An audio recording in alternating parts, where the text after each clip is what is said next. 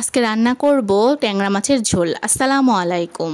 দেখতেই পাচ্ছেন, তার জন্য প্রথমেই দিয়ে দিলাম চুলাইতে কড়াই, তার মধ্যে একটু সয়াবিন তেল। তেলটা গরম হতেই পেঁয়াজ কুচিটা দিয়ে ভালো করে কিন্তু ভাজা ভাজা করে নেব। লাল হয়ে আসলেই দিয়ে দেবো এর মধ্যে বাটা মশলা। বলতে বলতে লাল হয়ে গেছে, এখন কিন্তু এর মধ্যে বাটা মশলা অ্যাড করার পালা। দেখতেই পাচ্ছেন, প্রথমেই কিন্তু দিয়ে দেবো দুই চা চামচ পেঁয়াজ বাটা। পেঁয়াজ বাটাটা দেওয়া হলেই তার মধ্যে দিয়ে দেবো একটু আদা বাটা, একটু রসুন বাটা। এগুলো হাফ চা চামচ করে আমরা এখানে দিয়েছি। আপনি চাইলে আপনার পরিমাণ অনুযায়ী দিয়ে নেবেন। আমরা এখানে অল্প ঝোল রান্না করব বলে অল্প মশলা। এখন একটু দিয়ে দেব লবণ। লবণটা দিয়ে ভালো করে নেড়েচেড়ে কিন্তু কষিয়ে নেব। তার জন্য এর মধ্যে দিয়ে দেবো একটু পানি। পানিটা দিয়ে ভালো করে কিন্তু কষিয়ে নিলে মশলার কাঁচা গন্ধটা থাকবে না। দেখতেই পাচ্ছেন কিভাবে নাড়াচাড়া করছি। এখন এর মধ্যে দিয়ে দেব টমেটো বাটা। টমেটোটা আমরা বাসায় সেদ্ধ করে ব্লেন্ডার করে রাখি।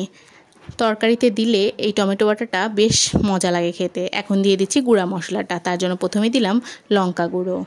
এখন একে একে বাকি গুঁড়াগুলোও দিচ্ছি। দিয়ে দিলাম হলুদ গুঁড়ো, তার মধ্যে দেবো একটু ধনে গুঁড়ো, আর দেবো একটু জিরা গুঁড়ো। সব গুঁড়াটা কিন্তু ভালো করে নেড়েচেড়ে মিশিয়ে নিতে হবে। এতে করে খাবারের টেস্টটা কিন্তু ভালো আসে। মশলা যত ভালো কষানো যাবে খেতে কিন্তু ততটাই মজা হবে। দেখতেই পাচ্ছেন, ভালো করে কিন্তু এবার নেড়েচেড়ে কষিয়ে নিচ্ছি। কষিয়ে নেওয়া হয়ে গেলে এর মধ্যে কিন্তু কুটে রাখা তরকারিটা দিয়ে দেব। আজকে এই তরকারিটা রান্না করব শুধু আলু দিয়ে, যার কারণে দিয়ে দিলাম 2টা আলু পিস পিস করে কেটে রেখেছিলাম সেইগুলা। তার সঙ্গে দিয়ে দিলাম কয়েকটা কাঁচা লঙ্কা কুচি। এখন ভালো করে নেড়েচেড়ে আবার একটু কষিয়ে নেব। এখন দিয়ে দিলাম আগে থেকে মেখে রাখা ট্যাংরা মাছগুলো।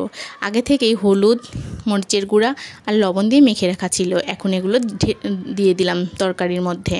এখন ভালো করে আবার একটু নেড়েচেড়ে কিন্তু কষিয়ে নিতে হবে।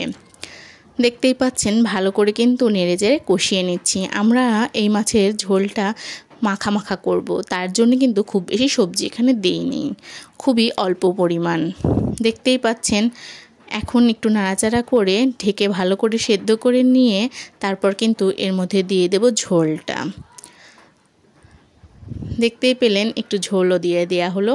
এখন আবারও একটু ভালো করে কিন্তু ফুটিয়ে নিতে হবে। ভালো করে ফুটিয়ে নিলে এই ঝোলটা কিন্তু খেতে বেশি ভালো লাগে।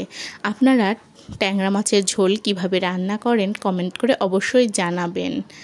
আর কে কে পছন্দ করেন ট্যাংরা মাছ খেতে সেটাও কিন্তু কমেন্ট করে জানাতে পারেন।